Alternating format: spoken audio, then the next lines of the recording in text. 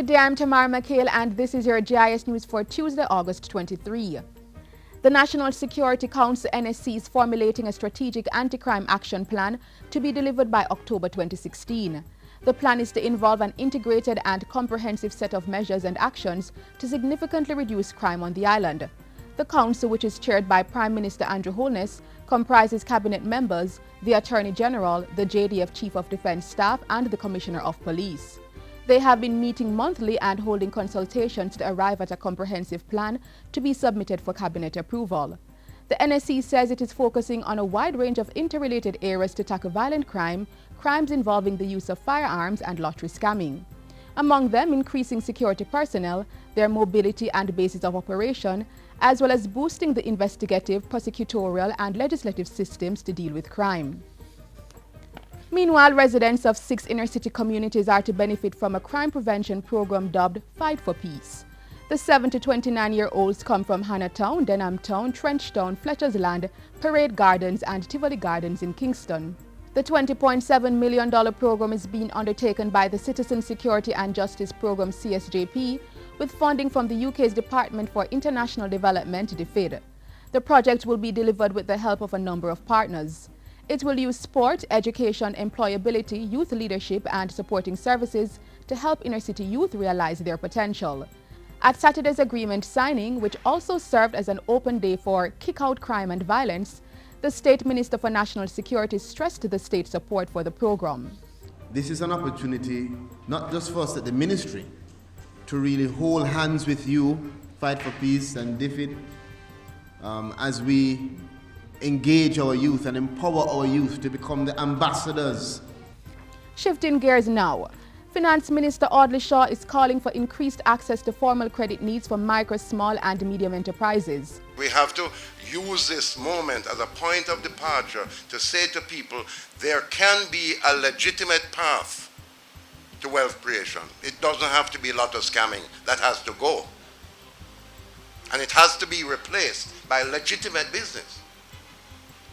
And it can only be replaced by legitimate business if we have legitimate access to credit on a sustainable basis where good ideas, good plans come forward. We need to encourage that environment.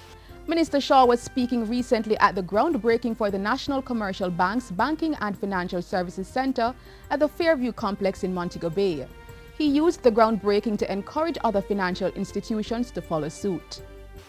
I've directed the Bank of Jamaica to lead the path towards what I call creating a financial inclusion strategy, where we can, on a formal, structured, research-oriented, focused basis, find a way to get more access to credit to the small and medium enterprises. The Ministry of Health is expected to receive a submission from an expert group by September to see to the proper care and support for children born with birth defects associated with the Zika virus. The expert group consists of a neuropsychologist, pediatric psychologist, child psychiatrist, pediatric neurologist, behavioral pediatrician, and an early childhood education specialist. In the meantime, the Health Ministry continues to urge the public to identify and destroy mosquito breeding sites and take precautions to avoid being bitten by the Aedes aegypti mosquito. Pregnant women have been encouraged to get regular antenatal checkups, and suspected Zika-positive pregnant women are being referred to high-risk antenatal clinics island-wide.